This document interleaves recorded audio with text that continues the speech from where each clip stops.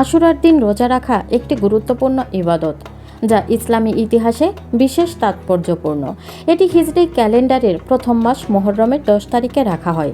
এই দিনটিকেই আশুরা বলা হয়। আশুরা রোজার ফজিলত।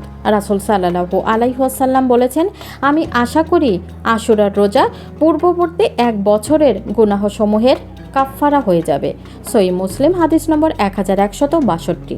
অর্থাৎ আশুরার রোজা রাখলে পূর্ববর্তী বছরের ছোটোখাটো গুনাহগুলো ক্ষমা হয়ে যেতে পারে। কেন রোজা রাখা হয় জানেন? মুসা আলাইহিস সালাম ও তার কওম ফেরাউনের কবল থেকে এই দিনে রক্ষা পেয়েছিল। এটি ছিল ইহুদিদের জন্য একটি গুরুত্বপূর্ণ দিন। তারা রোজা রাখত।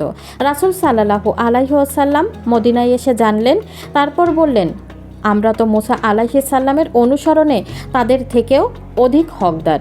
কিভাবে রোজা রাখা উত্তম? রাসূল সাল্লাল্লাহু আলাইহি ওয়াসাল্লাম চেয়েছিলেন যেন শুধু 10 তারিখে না রেখে 9 তারিখও রোজা রাখা হয়, যাতে ইহুদিদের অনুরূপ না হয়। এজন্য সুন্নত হলো 9 ও 10 মুহররম অথবা 10 ও 11 মুহররম, এই 2 দিন রোজা রাখা। আল্লাহ তাআলা আমাদের সকলকে এই পবিত্র দিনে রোজা রাখার তৌফিক দিন এবং তার পূর্ণ ফজিলত অর্জনের সুযোগ দিন। আমিন।